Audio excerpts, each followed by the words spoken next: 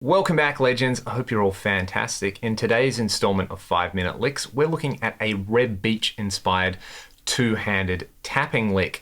Reb's tapping technique is really unique in that he uses it more as a way to play scales and legato lines really effortlessly, rather than, I would say, the typical kind of Van Halen style triad arpeggio stuff that was very much a cliche by the end of the 80s already. You know, Eddie did it and it was innovative, and then everybody else did it. So it's really easy to get caught up in thinking of tapping as just a way to do the eruption thing. And I think Reb is a great example of other ways to use two-handed tapping to basically make playing super cool fast stuff a lot easier. So I'll show you the lick we're gonna learn, and then we're gonna break down a little primer for the lick that I want you all to knuckle down on for a couple of days before trying the whole thing. So this is the lick in context, and then I will play the little primer over the backing track.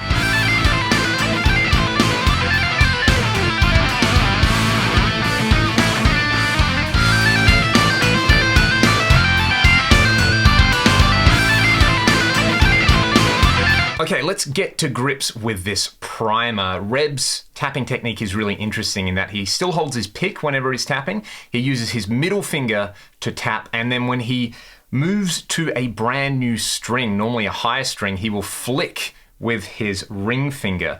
That is to get around things like this when you hammer them from nowhere, where I'm using a fret wrap at the moment, but if you don't have a fret wrap, you can often trigger a false note or get a weird open string. It can sound a bit messy. Funnily enough, especially at lower speeds, so that can be a bit discouraging. So you can do the fret wrap thing, or you can do the Reb flick thing, whatever you like. Nevertheless, the actual notes we're going to play in A minor, we'll start with a high A, fret 17 on the high E, and we are going to tap and then flick and then pull off from fret 15 to fret 13. Do the same thing on the B string as well.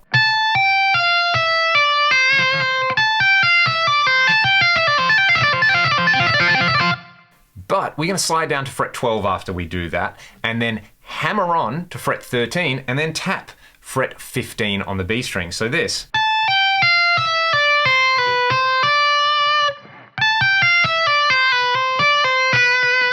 In fact, you can continue that, and once you've tapped fret 15 on the B, pull off to fret 13 and fret 12, then hammer on fret 13 and 15 with your left hand and tap fret 17. So that's really interesting what's happening on this particular D note. We'll talk about it in a sec, but so far,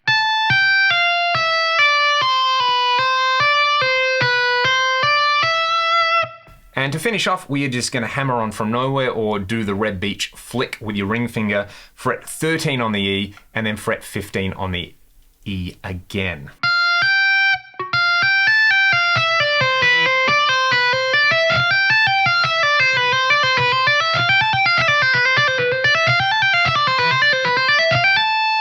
Okay, so that is the primer. Once you've got that down, you can just run it down the entire scale. So we're going to get this.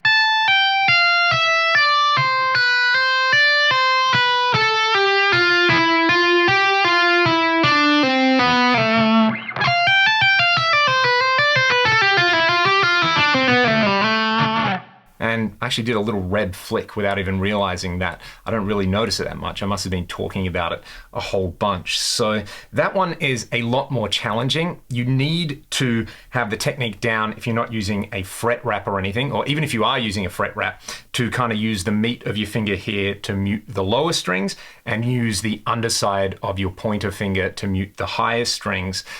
Or just use a whole bunch of gain, delay, pitch detune, and wah as like a cheat code, and you'll be having a really good time. As always, thanks so much for watching the video. I really hope you enjoy this particular line and really work on making this your own. I say a Reb Beach inspired lick. It's something that inspired me to come up with this particular line. Hopefully it inspires you to try a different approach with your tapping as well. If you want to get tab and the backing track, they will be up on my Patreon. If you want other ways to support the channel, they are linked in the video description. I hope you all have a great week. I'll see you all next time.